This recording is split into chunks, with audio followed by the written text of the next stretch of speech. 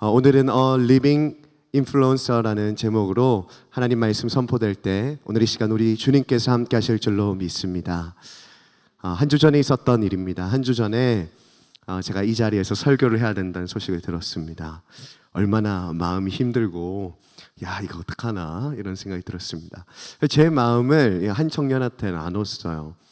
그러니까 그 청년이 공감은커녕 제 말을 이렇게 들으고 깜짝 놀라는 거예요. 깜짝 놀라면서 강도사님 성공하셨네요. 주일여부 설교라뇨 이렇게 하시는 거예요. 전 공감을 받으려 했는데 공감이 전혀 안 되고 그럼 너가 하든가 이런 말을 속으로만 했습니다. 그냥 속으로만 하고 나중에 생각이 해보니까 그 말이 맞더라고요.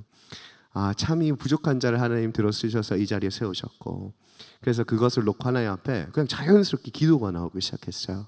하나님 감사합니다. 이렇게 기도하기 시작하니까요 하나님께서 또 다른 그 감사의 제목을 주셨어요.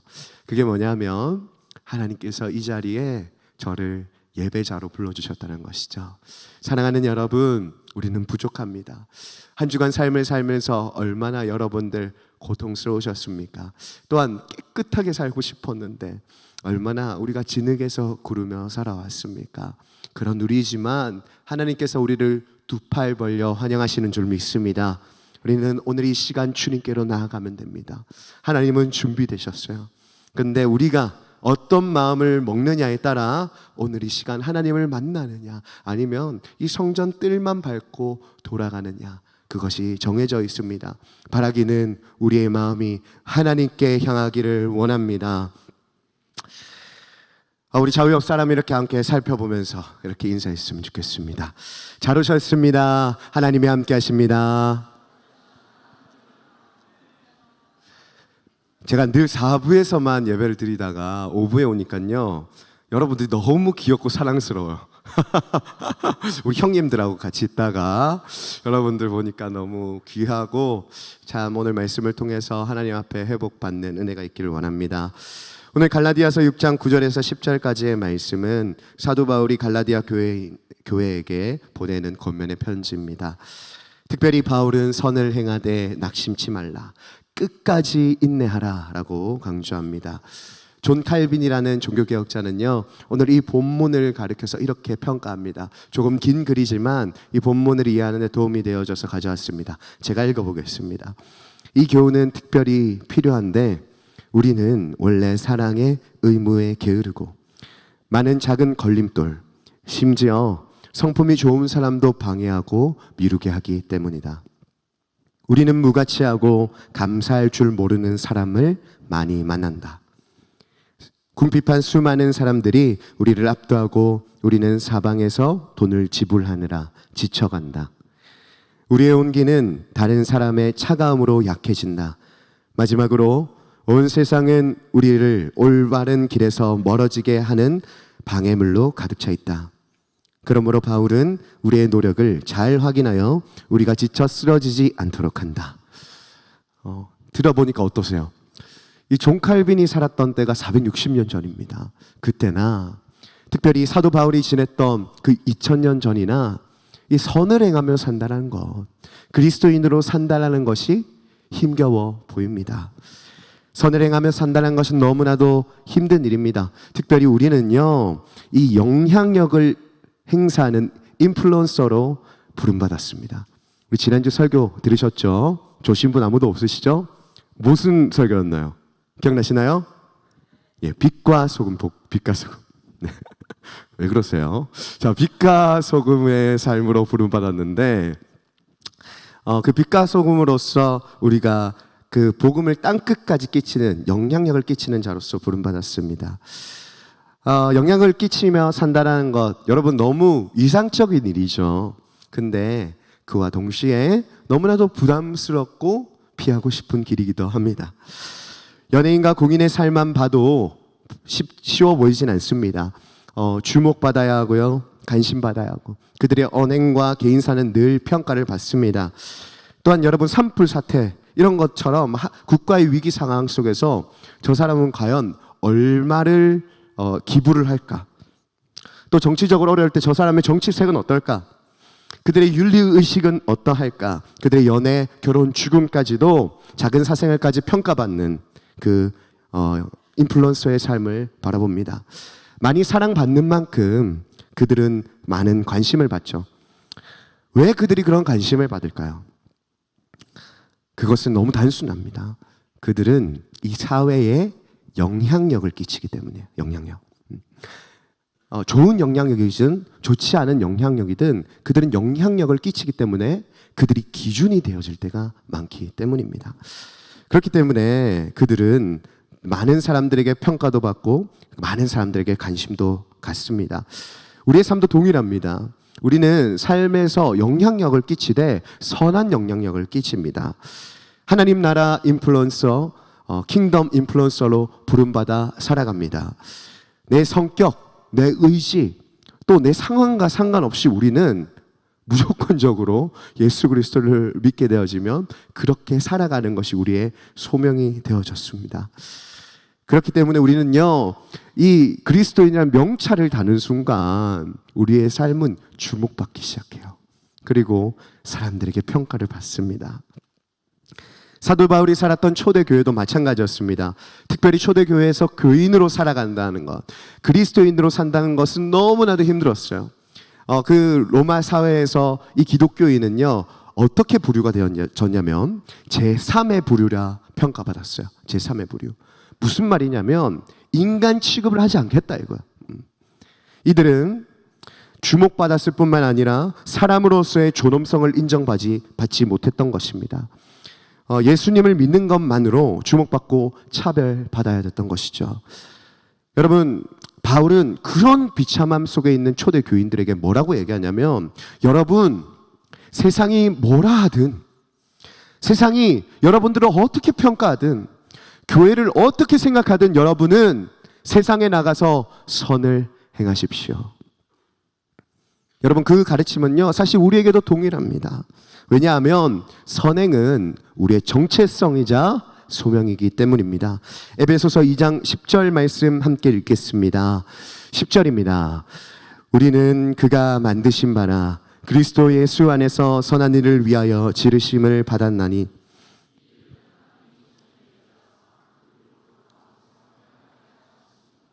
아멘. 하나님께서 우리를 지으신 목적이 바로 무엇이다? 선을 행하는 삶. 우리의 정체성은 바로 선행에 있습니다. 또한 빌립보서 2장 15절 말씀 함께 읽겠습니다. 이는 너희가 흠이 없고 순전하여 어그러지고 거스르는 세대 가운데서 하나님의 흠 없는 자녀로 세상에서 그들 가운데 빛으로 나타내며.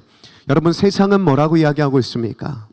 어그러지고 거스르는 세대입니다. 여러분, 어그러지고 거스르는 세대, 평탄하고 평평한 그런 세대에서도 빛을 드러내며 살기가 어려운데 어그러지고 거스른다고 합니다. 거기서 우리는 바른 길을 제시하며 빛으로 살아가야 하는 의무가 있습니다. 사실 이게 우리의 정체성인데요, 여러분, 그것이 쉽습니까? 그렇게 살아간다는 것이 어떻게 말처럼 이루어집니까? 여러분, 그렇게 사십시오 한다고 우리가 그렇게 살아지던가요? 그렇게 우리 예수님께서는 우리에게 선을 행하되 꼭 이것을 해라 얘기해요. 무엇을 해라? 선을 행하되 낙심치 말라. 누구든 선을 행하면서 낙심할 수 있다는 것이죠. 특별히 낙심이라는 단어는 헬라어로 에르카케오라는 단어입니다. 직역을 하면 마음을 잃어버리다, 마음에서 힘을 잃어버리다라는 단어를 가지고 있습니다. 여러분, 무슨 말이냐면 우리가 선을 행하되 낙심치 않는 일은 선을 행하되 그 선을 행하고 싶은 마음을 잃어버리지 않는 거예요. 우리 스스로에게 이렇게 외쳐볼까요? 내 영혼아, 하기 싫어도 해야 한다. 다시 한번, 나의 영혼아, 감정에 지지 말자. 아멘. 우리는 선을 행하되 정말 마음을 뺏기지 않는 일에 힘써야 할 줄로 믿습니다. 삼일교회 담임하시는 송태근 목사님께서는 인간의 감정은 인간의 급소다라고 얘기하세요. 급소다. 그래서 이 권투 경기를 들어서 비유를 드리시는데, 특별히 이 권투 선수가 링 위에 올라가서 아무리 의지를 들여도 급소를 한 대 맞게 되면은 일어나려고 버티려고 아무리 일어서려 해도 다리에 힘이 풀리고 눈이 풀리고 어떻게 된다? 정신 차리면 쓰러져 있는 거예요. 그것처럼 우리의 감정도 마찬가지입니다. 사랑하는 여러분, 생각을 해보세요. 그 권투 선수가 이 링 위에 오르기까지 얼마나 많은 실패와 얼마나 고단한 그 훈련들을 거쳤겠습니까? 근데 이 급소를 방어하지 않은 그것으로 인하여서 결국 한 번의 넘어짐을 바라봅니다. 사랑하는 여러분, 우리도요, 대부분 주의 일을 감당하면서 하는 이야기가 있습니다. 아우, 짜증나서 못하겠다. 아니면 아우, 너무 버겁다. 아니면 야, 내가 정말 이렇게까지 해야 되나? 여러분, 어디에 있습니까? 감정에 우리의 넘어짐에 무기가 있습니다. 그래서 사단은 너무나도 그걸 잘 알아요. 그래서 여러분들에게 야, 너가 하는 일이 정말 행복해? 지금 네가 이렇게 헌신하는 게 합당해? 라고 묻습니다. 하지만 여러분, 우리는 이 감정에 질 것이 아니라 오직 주의 말씀을 붙잡아야 할 줄로 믿습니다. 우리 예수님 역시도요, 이 감정에서의 고민이 있으셨어요. 예수님 역시 감정을 가지셨습니다. 성전의 동전을 바꾸는 자, 여러분, 그런 자들에게 예수님 어떻게 하셨습니까? 분노하셨어요. 그리고 나사로의 죽음 앞에서요, 예수님이 눈물을 흘리세요. 제자들과 수많은 무리들과 함께하면서 기뻐하시기도 하고 그들로 인해서 낙심하시기도 합니다. 특별히 우리 예수님께서 십자가를 지시기 전날 그 갈보리 언덕에 오르시기 전에 겟세마네 동산에서 주님께 기도했던 그 시간, 여러분 기억해 보십시오. 하나님 앞에 하나님, 이 잔을 옮길 수만 있다면 이 잔을 옮겨주십시오라고 통곡하며 기도하셨습니다. 그런 예수님께서는요, 어떻게 그 낙심을 이겼을까요? 어떻게 그 감정을 이길 수 있었을까요? 히브리서 12장 2절에서는 그에 대한 정확한 해답을 제시합니다. 우리 함께 읽도록 하겠습니다. 시작. 믿음의 주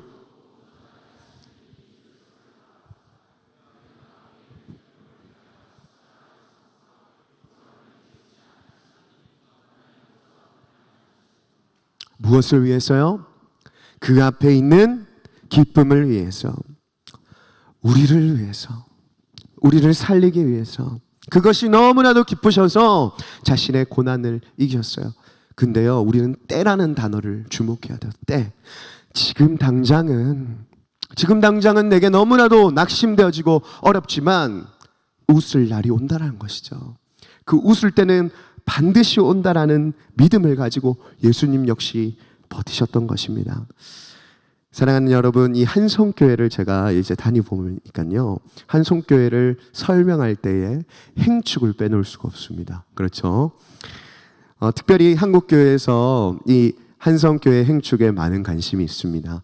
그래서 한성교회의 이 행축 아카데미라는 채널을 통해서 지금 행축을 어떻게 하는지에 대해서 좀 한국교회에 알려주고 도와주고 있습니다. 특별히 이번 주에는 청년부 행축을 어떻게 하는지 유튜브 생방송으로 중계를 했었어요. 그래서 이제 유지혜 전도사님께서 사회를 보시고 우리 잘생긴 김명준 목사님과 그 다음으로 잘생긴 나요새 목사님이 같이 이렇게 하셨어요. 나요새 목사님 더 잘생겼나요? 그래서 우리 두 분께서 이렇게 청년부 행축에 대해서 말씀해 주셨어요. 근데 저는 그 시간을 통해서 참 많은 것들을 깨달을 수 있었어요. 그것은 뭐냐면 우리 UH가 하는 사역이 다른 게 아니라 예수님이 했던 사역이에요. 예수님이 했던 사역. 예수님이 했던 사역이 무엇이죠? 제자를 길렀어요. 그렇죠? 그래서 우리는 리더들을 키우고 있어요. 그리고 전도했어요. 그리고 말씀과 기도를 선포했어요. 우리 UH 공동체가 힘쓰고 있는 것이죠. 근데 이 행축이라는 도구는 그 예수님의 사역에 동력을 잃지 않도록 꾸준히 이어가게끔 하는 너무나도 탁월한 보조장치다라는 것이 제가 그 강의를 들으면서 깨달을 수가 있었습니다. 특별히 우리 UH는요, 코로나 때도 하나님 앞에서 끝까지 씨름했어요. 사람이 많이 모이든 모이지 않든, 상황이 열리든 그렇지 않든 하나님께서 주신 그 사명을 품고 선한 사역에 힘썼습니다. 사랑하는 여러분, 아무리 탁월하고 좋은 것도요, 잠깐 해버리고 말아버리는 것은 절대 열매 맺지 못합니다. 그런데 아무리 미련하고 부족한 것일지라도 꾸준함으로 그것을 이어갈 때 열매 맺는 거예요. 특별히 우리가 예수님의 사역에 의미가 있는 것은 무엇이냐면, 예수님의 사역을 할 때 누가 가장 좋아하세요? 우리 하나님이 좋아하시는 거예요.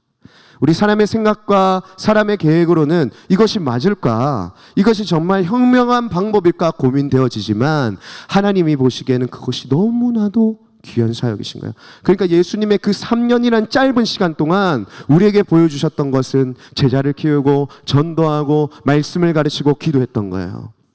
그렇기 때문에 우리가 하는 이 사역은 하나님께서 보시기에 흡족하면 되는 거예요. 하나님께서 흡족하신다면 우리가 낙심만 하지 않고 끝까지 이루어 나갈 때 하나님께서 열매 맺으실 줄 믿습니다. 필립 라이케는 갈라디아 주석에서 이렇게 말합니다. 추수 때는 계절이나 날씨가 결정하는 것이 아니라 오직 하나님의 뜻에 달려있다. 그때가 지금 생애에 올 수도 있고 그리스도께서 다시 오실 때일 수도 있지만 분명히 하나님의 선하신 때에 추수는 온다. 아멘. 여러분, 현대 사회를 살아가는 우리에게는 빠른 성과를 원합니다. 교회 사역, 선교, 봉사, 그 밖에 여러분의 개인의 삶에서 즉각적인 열매와 변화를 보지 않으면 쉽게 실망합니다. 하지만 바울의 겉면대로 우리는 하나님의 때를, 우리에게 상 주실 그 때를 믿고 신뢰하며 우리가 끝까지 달려나가야 할 줄로 믿습니다. 혹시 이 자리에 교회 사역으로 지친 자들이 없습니까? 또한 행축한다고 하니까 또 행축이야 하시는 분들도 있으실 겁니다. 그리고 우리가 사회에서 선을 행하면서 얼마나 많이 낙심했습니까? 아까 전에 존 칼빈이 얘기했던 것처럼 따뜻한 온기로 내가 남에게 따뜻함을 전해주지만 다른 사람, 수많은 무리들의 그 차가움으로 우리의 따뜻함이 식어버리는, 그것이 우리의 현주소이죠. 맞습니다. 우리는 쉽게 지칩니다. 작은 것에 넘어집니다. 저 역시도요, 감정해지고요, 체력적인 부분 수많은 영역에서 낙심합니다. 하지만 여러분, 우리 함께 견뎌봅시다.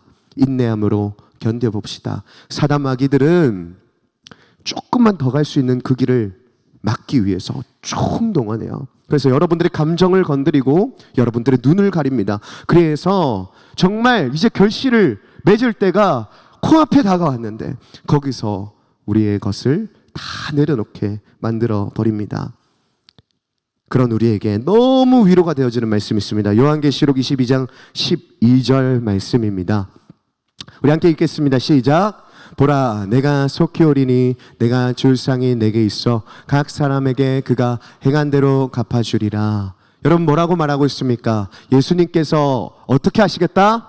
속히 오시겠다 말해요. 그리고 우리에게 줄 상이 있다 말씀하세요.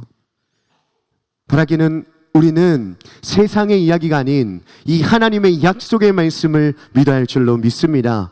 하나님께서는 우리가 행한 대로 갚아주시겠다 말씀하세요. 사랑하는 여러분, 여러분들은 어디에 시간을 투자하고 계십니까?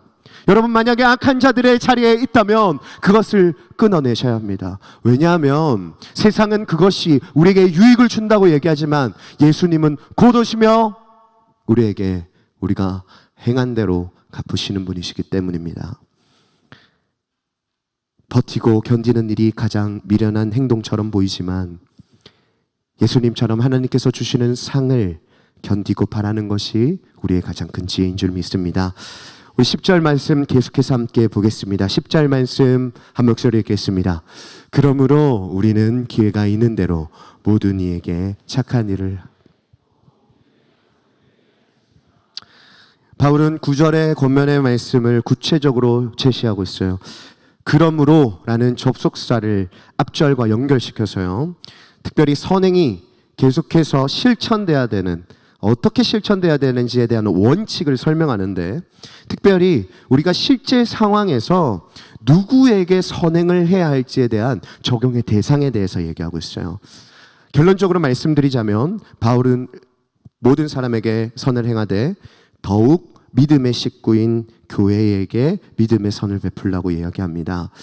사랑의 범위를 교회 안팎으로 이야기를 하되 우선순위가 믿음의 공동체에 있다고 얘기하는 것입니다. 두 가지 부류에 대해서 설명하겠습니다. 첫 번째는 제한이 없는 대상인 교회 밖의 수많은 사람들입니다.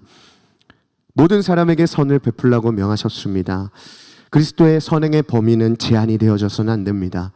예수님 역시 예수님을 따르든지 따르지 않든지 의인이든지 죄인이든지 구분하지 않고 그들에게 선을 베푸시고 그들을 가르치시고 그들을 치유하셨어요.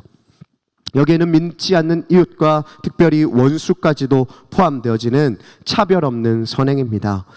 우리의 선행 역시 이와 같아야 합니다.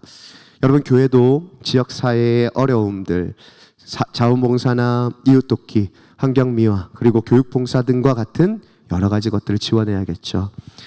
우리 UX 역시 이러한 것들을 어떻게 좀 해볼까 고민하고 있습니다.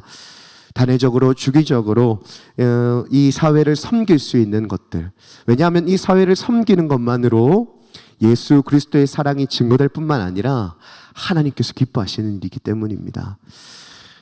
개인적으로 여러분들도 할 수 있는 많은 선행이 있을 것 같습니다. NGO 단체에 가서 기아들을 돕는다든지 또한 여러 가지 봉사활동을 참여할 수도 있겠습니다. 성경에서는요, 지나가는 사람에게 냉수 한 그릇이라도 내어주는 것이 선행이라고 얘기합니다. 여러분 역시 여러분들의 친구들이라든지 직장이라든지 학교에서 그들에게 맛있는 간식을 베푼다든지 남들을 이야기를 할 때 남들을 세워줄 수 있는 말들을 한다든지 여러 가지 여러분들이 할 수 있는 선행들이 있을 것입니다. 특별히 저는요, 이 선행을 얘기하면서 여러분들한테 가장 좀 고민이 됐던 게 있어요. 그게 뭐냐면 뭔가 짐을 지어주는 설교가 되는 것 같은 거예요. 종교적인 부담감을 주는 설교가 되는 것 같은 거예요. 근데 전혀 그것이 아니에요. 말하고자 하는 것은 뭐냐면 예수 그리스도는 우리를 자유케 하기 위하여서 선행을 우리에게 강조하세요. 왜냐하면 여러분, 선한 일이라는 것은 뭘까요? 예수님의 일을 같이 하는 거예요. 예수님의 일을. 그래서 단지 착한 일을 하는 것이 선한 일이 아닙니다. 그렇기 때문에 우리는 예수 그리스도의 일을 함께 쫓아감으로 예수 그리스도와 자유로워질 수 있는 것이에요. 하지만 세상은 그것이 버겁다고 우리한테 계속 말할 것입니다. 여러분, 그것을 듣지 마시고요, 예수님과 함께 착한 일을 시작해 보십시오. 특별히 갈라디아에서는 착한 일이 성령의 열매라고 이야기하고 있어요. 그래서 우리 안에 성령의 열매가 나타나는 것이 사실은 착한 일입니다. 또한 우리는 전도를 해야겠죠. 우리 교회는 참 이 노방전도가 너무 활발해서 좋습니다. 무엇보다 우리가 주변의 친구들, 가족들 전도하는 거 너무 중요합니다. 그런데 왜 우리가 길거리에 나가서 전도해야 할까요? 오늘 본문처럼 우리가 전해야 할 대상에 제한은 없어요. 우리는 모두에게 복음을 전해야 돼요. 그래서 길거리에서 이 자리에 나온 예배자들도 지금 얼마나 많이 있습니까? 여러분 너무 그 소식들 많이 들으셨죠? 그렇기 때문에 우리는 모르는 다수들에게 나아가 복음을 증거해야 합니다. 어제는 신림 지역에 가서 복음을 전했어요. 그러니까 신림 땅이 어떤지 보이는 거예요. 복음을 증거하니까 그 땅을 어떻게 기도해야 될지 보이는 거예요. 특별히 10명이 지나가면 8명이 청년이었어요. 근데 그 청년들의 표정과 그 청년들의 걸음걸이를 봤을 때 너무 마음이 아팠어요. 또한 그들이 복음을 받아들이는 태도만 보아도 그들의 영적인 상태가 어떠한지 진단이 되어지는데 그들의 영적인 상태는 너무나도 지치고 외로웠습니다. 사랑하는 여러분, 매주 캠퍼스에 나가서 전도합니다. 오늘날 캠퍼스가 무너지고 있다는 소식을 듣고 있습니다. 사랑하는 여러분, 이 선교단체들이 무너지고 있어요. 그러면 누가 그 땅에 가서 복음을 증거합니까? 여러분, 한 성교회라도 또한 하나님께서 주신 그 전도의 사명을 가진 교회들만이라도 그 땅에 가 예수 믿으라고, 예수 믿음에 행복하다고 증거하는 은혜가 있어야 되지 않겠습니까? 그들은 비록 우리를 외면하고 비록 우리를 없인 여길지라도 하나님은 그런 우리를 가장 환대하시는 줄 믿습니다. 사랑하는 여러분, 낙심하지 않기를 축복합니다. 특별히 한 가지 더 첨언을 하고 있습니다. 그것은 무엇이냐면 믿음의 가정을 돌보라는 것이에요.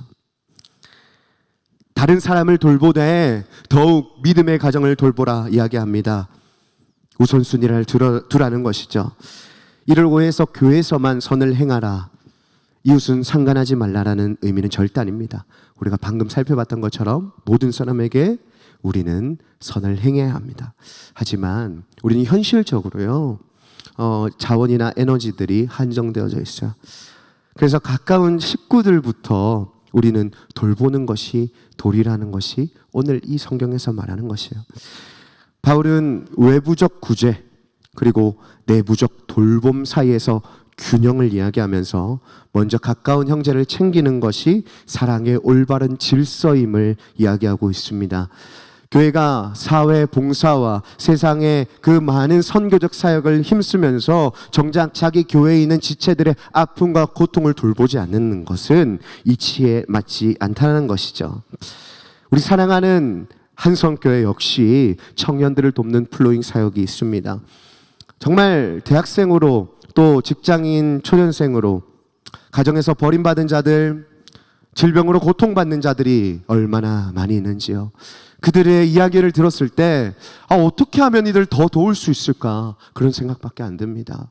이 플로잉 사역이요, 우리 교회에서 더 활발해지기를 축복합니다. 그렇기 위해서 여러분들의 적극적인 독려가 필요합니다. 여러분, 우리는 세상 사람들을 돌보는 것도 너무 중요하지만 우리 교회 가족들을 돌보는 것이 너무 중요한 사명이에요. 그리고 우리 선교사님들을 도와야 하고요, 우리 협력교회들을 돕는 마음들이 우리 교회 사명의 최우선이 되어져야 돼요.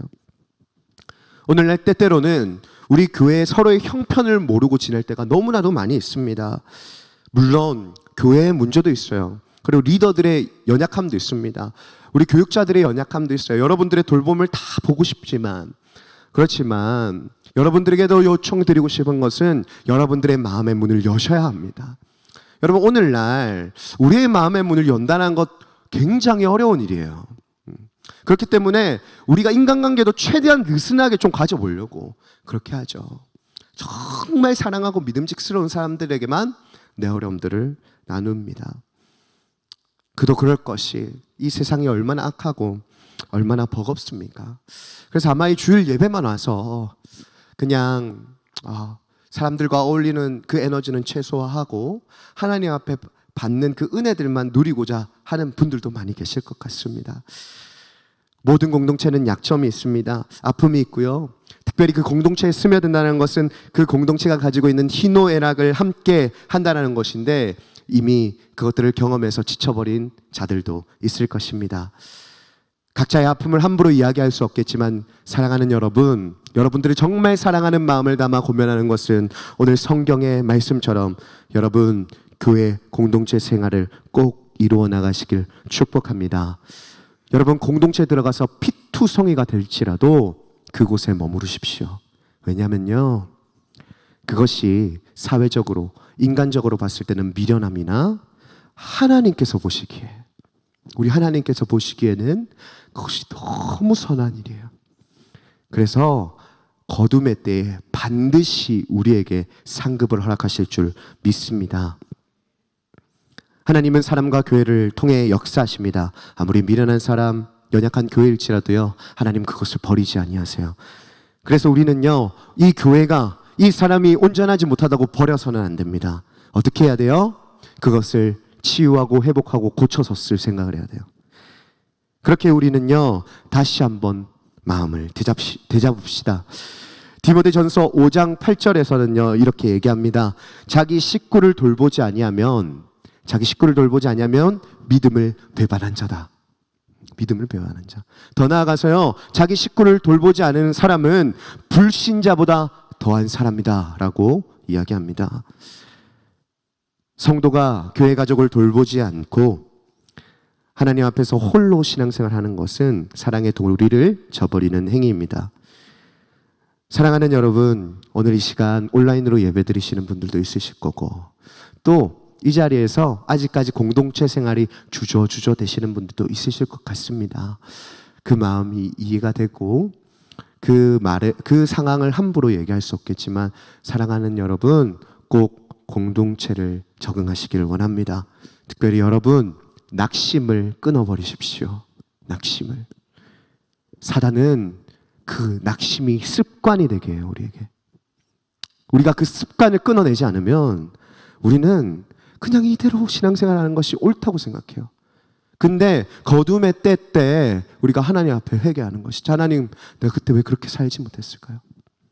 하나님, 내가 왜 이 교회에서 내 생명을 걸며 사랑하지 못하였을까요? 그때 가서 후회하는 것이에요. 말씀을 맺고자 합니다. 사랑하는 여러분, 포기하지 마십시오. 낙심의 자리에서 일어나십시오. 선을 행하기로 결심하십시오. 여러분, 우리가 포기하지 아니하면요, 하나님은 절대 포기하지 아니하심을 믿습니다. 우리만 포기하지 않으면 돼요. 하나님은 준비되셨어요. 하나님은 여러분들에게 가장 좋은 상을 주시기로 예비하셨어요. 근데 우리의 마음에 달려있는 것이죠. 이제 우리가 나아가야 할 방향은 명확합니다. 낙심하지 말고 기회가 되는 대로 선을 행하며 믿음의 가족을 더 사랑하는 삶. 여러분들과 이 시간 함께 찬양하고자 하는데요, 예수님이 우리에게 말씀하세요. 아까 전에 얘기했던 것처럼 우리 예수님은 우리에게 짐을 지어주려고 오늘 이 말씀을 허락하시는 것이 아니에요. 여러분들에게 자유를 주시기 위해서 이 말씀을 허락하세요. 여러분, 세상에서 하라고 하는 거 한다고 자유로워지든가요? 우리가 물질이 많아진다고 해서 자유로워지던가요? 우리가 명예를 가진다고 해서 자유로워지던가요? 세상에 어떤 영화가 그것을 증명하고 있습니까? 어떤 이야기와 어떤 철학이 그것을 증명하고 있습니까? 그것에는 자유가 없어요. 왜요? 이 땅을 통치하시는 이가 하나님이시기 때문이에요. 그래서 자유를 줄 수 있는 이는 오직 하나님밖에 없어요. 그렇기 때문에 우리가 선을 행하는 것은 우리가 자유로 나아가는 길이에요. 우리가 불행한 것은 다 우리가 죄를 짓기 때문입니다. 우리가 방황하기 때문이에요. 근데 그 길을 하나님께서 우리와 함께 걷자 말씀하세요. 오늘 하나님께 같은 마음으로 찬양하며 나아갑시다.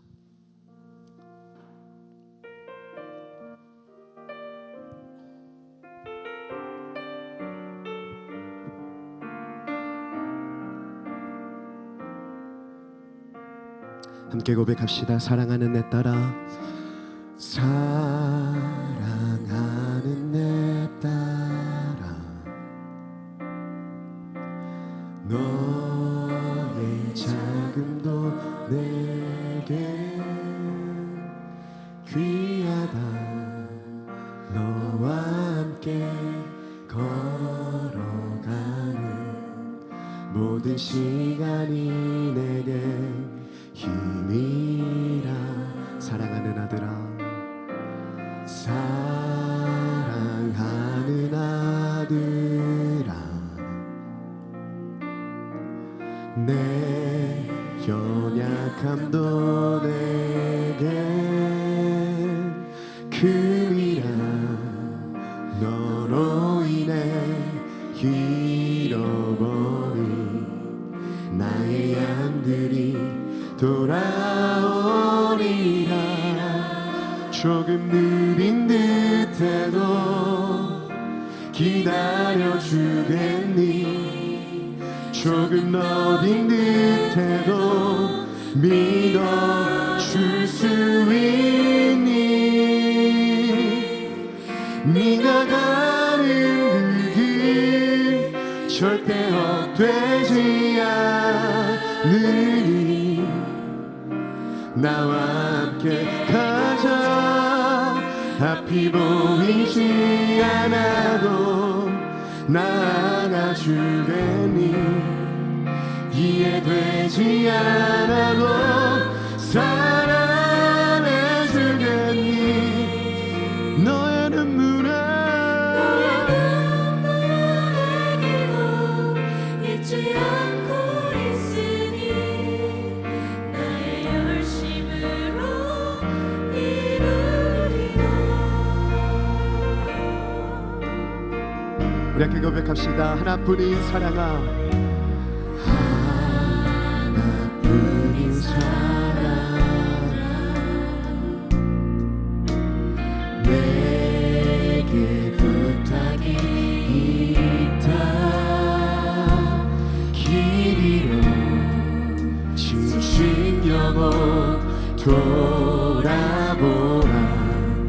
나의 품으로 안기어라. 조금 느린 듯해도 기다려주겠니. 조금 더딘 듯해도 조금 더딘 듯 너는 믿어줄 수 있겠니. 믿어줄 수 있니. 네가 가는 그 길 네가 가는 그 길 절대 헛되지 않으니. 나와 함께 가. 앞이 보이지 않아도 앞이 보이지 않아 나아가주겠니. 나아가주겠니. 이해되지 않아도 이해되지 않아도 사랑해주겠니. 너의 눈물에 너의 눈물의 기도 잊지 않고 있으니. 나의 열심으로 이를 조금 느린 듯해도 조금 느린 듯해도 기다려주겠니. 조금 너린 듯해도 믿어줄 수 있니. 네가 가는 그 길 절대 헛되지 않으니. 절대 헛되지 않으니. 나와 함께 가. 앞이 보이지 않아도 보이지 않아도 나아가주겠니. 비록 이해되지 않아도 이해되지 않아도 사랑해주겠니. 너의 눈물의 기도 잊지 않고 있으니. 나의 우리 가시는 주님의 말씀을 의지하며 조금 느린 듯해도 느린 듯해도 기다려주겠니. 조금 너린 듯해도 믿어줄 수 있니. 네가 가는 그 길 절대 헛되지 나와 함께 가자. 앞이 보이지 않아도 나아가주겠니. 이해되지 않아도 사랑해주겠니. 너의 눈물의 기도 너의 눈물의 기도 잊지 않고 있으니. 너의 열심으로 이루리라. 사랑하는 여러분, 우리가 낙심해야 하지 않을 이유가 딱 한 가지가 있습니다. 그것은 바로 하나님의 열심입니다. 여러분, 우리가 놓지 않으면 하나님 절대 놓지 아니하셔요. 여러분들에게 좋은 것 주세요. 그렇게 우리의 이 시간 이렇게 고백합시다. 하나님, 조금 느린 듯해도 기다리겠습니다. 조금 더딘 듯해도 믿겠습니다. 내가 나아가는 길이 절대 헛되지 않겠다고 믿겠습니다. 우리 앞이 보이지 않아도 나아가 보겠습니다. 이해되지 않아도 살아내겠습니다. 주님, 우리가 끝까지 낙심하지 않고 눈물로 기도하며 선을 베푸며 살겠습니다. 우리를 긍휼히 여기사 우리의 삶 가운데 성령의 열매가 맺히는 은혜 하여 주시옵소서. 우리 주님 잡고 기도합시다. 주여.